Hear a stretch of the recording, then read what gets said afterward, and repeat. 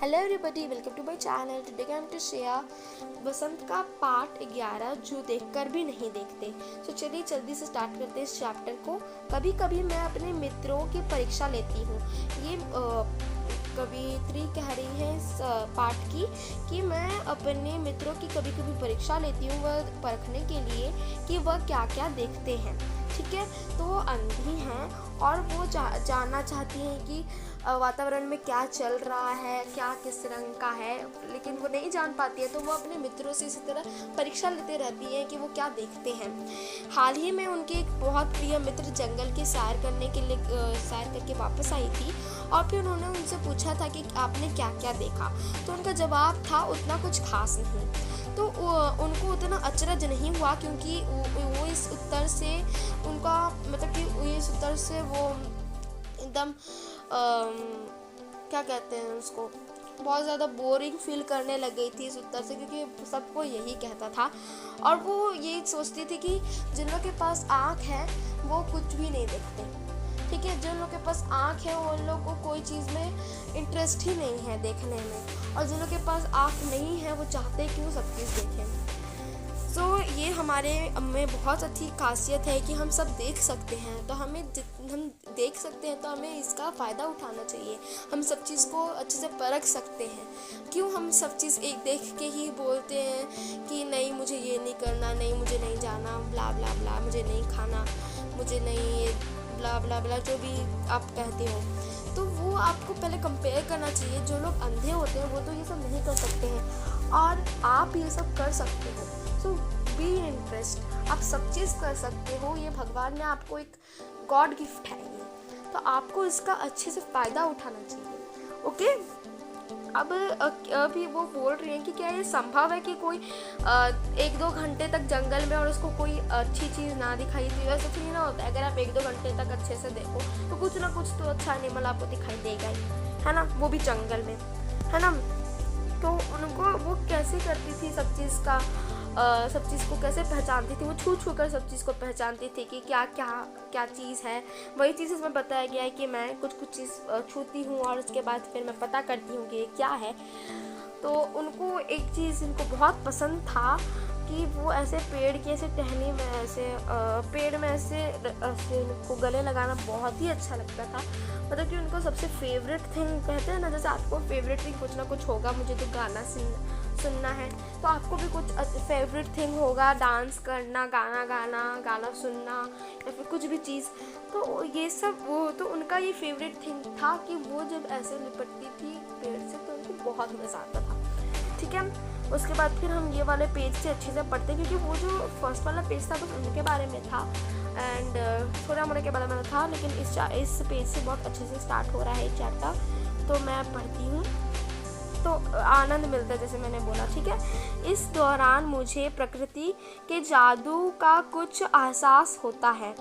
तो जब वो ऐसे बहरी रहती है, जब वो छोटी रहती है, इस दौरान में उनको एक प्रकृति की एक जादू एहसास होती है। कभी जब मैं खुशनसीब होती हूँ तो टहनी पर हाथ रखते ही किसी चिड़िया के मधुर स्वर कानों में गूंजने लगती हैं।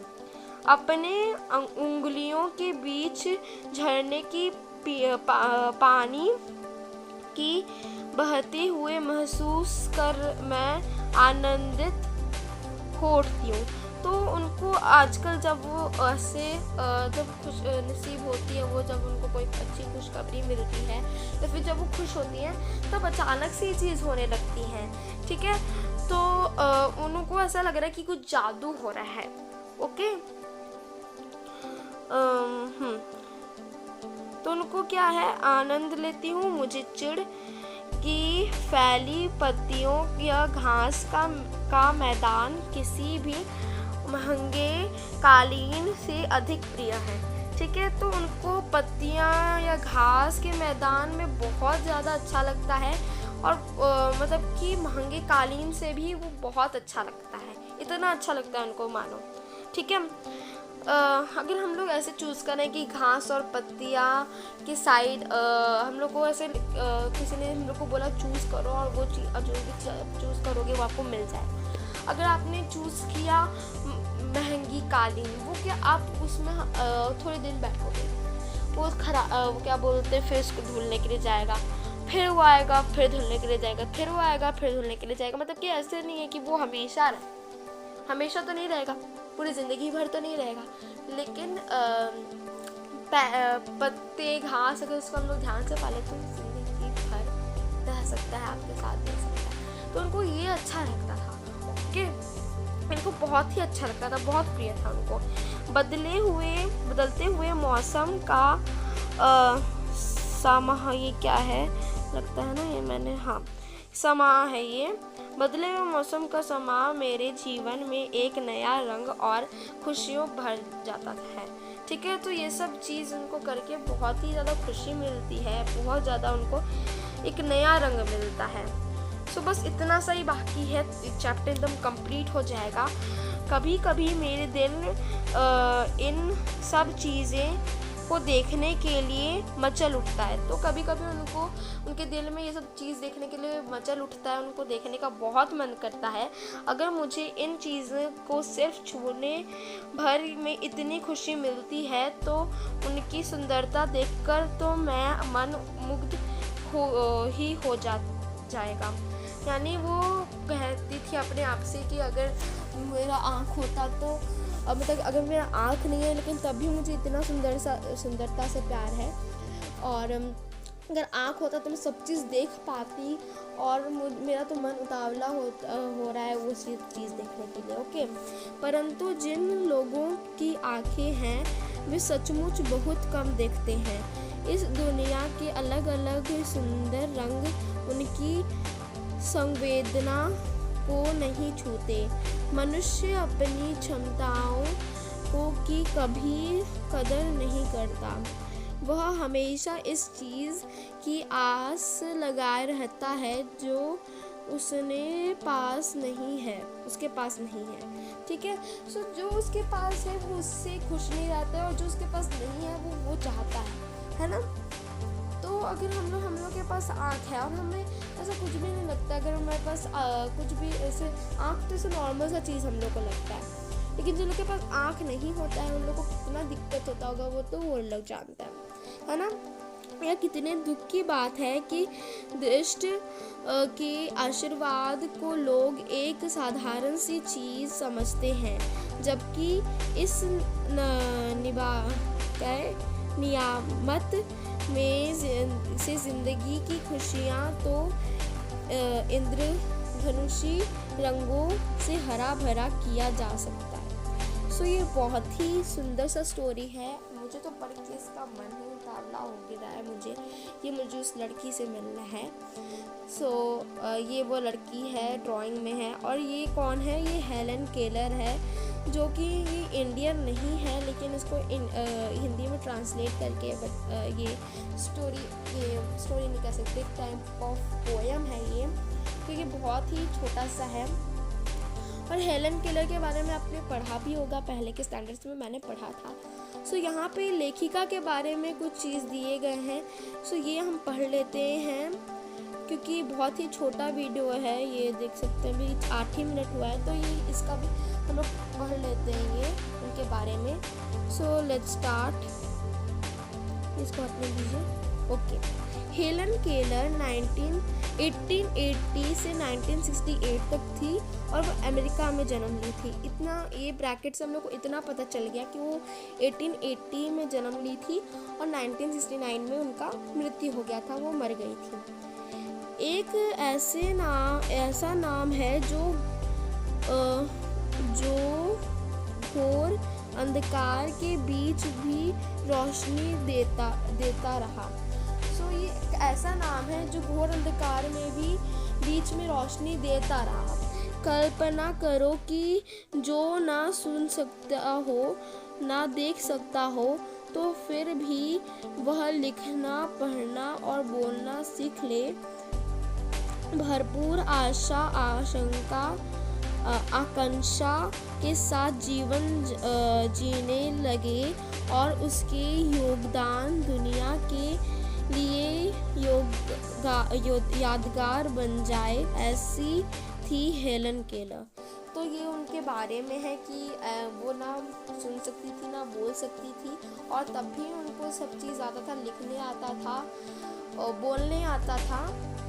तो कितनी अच्छी बात है ये। और हर दुनिया में इनका नाम ऐसा रहता है, जहाँ पे अंधकार रहता है वहाँ पे इनके नाम से रोशनी हो जाती है, क्योंकि एक ऐसी ही एक औरत थी जो इतना क्रिटिसाइज किया था अपने जीवन के लिए। ठीक है, जब वे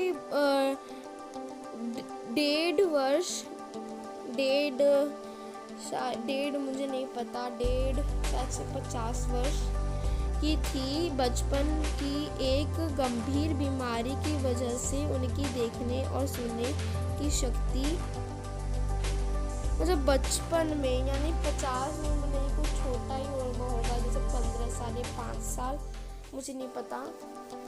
ठीक है, तो आप गूगल में सर्च करके फिर अपनी मम्मी से पूछ सकते हैं, अपने पापा से पूछ सकते हैं, मुझे नहीं पता। तो उस समय उनको एक बहुत ही गंभीर बीमारी हो गई थी, जिसकी वजह से ना वो देख सकती थी ना वो सुन सकती थी, की शक्ति उनकी नहीं रही, लेकिन उन्होंने हार नहीं मानी। कॉलेज के दिनों में ही प्रकाशित अपनी आत्मकथा स्टोरी ऑफ लाइफ में वे अपने बारे में लिखती हैं। मुझे ये तो याद नहीं कि ऐसा कैसे हुआ, लेकिन ऐसा लगता है कि रात कभी ख़त्म क्यों नहीं होती और सुबह क्यों नहीं आती। दुनिया की सभी भाषाओं में इस किताब के अनुवाद हुए हैं। उसके अलावा भी उनकी 10 पुस्तकें और सैकड़ों लेख प्रकाशित हुए हैं। तो इनके बारे में बताया जा रहा है कि ये जब वो कॉलेज में थी तो उन्होंने स्टोरी ऑफ लाइफ में उन्होंने अपना आत्मकथा लिखा था, और उसके बाद फिर उन्होंने ये भी बोला था कि मुझे ये तो याद नहीं है कि ये सब कैसे हो गया, लेकिन इतना है कि मुझे कभी भी रात महसूस नहीं होता और कभी सुबह महसूस नहीं होता, मुझे हमेशा रात ही रात दिखाई देता है। उन्होंने दुनिया भर में घूम कर अपने जैसे लोगों के अधिकारों को विश्व शक्ति के लिए काम किया है। मतलब कि जब वो देख भी नहीं सकती थी, सुन भी नहीं सकती थी, लेकिन फिर भी उन्होंने बहुत काम किया है। हेलर भारत भी आई थी, तो वो घूम के भारत भी आई थी। तो ये हमारा यहाँ पे चैप्टर कंप्लीट हो जाता है।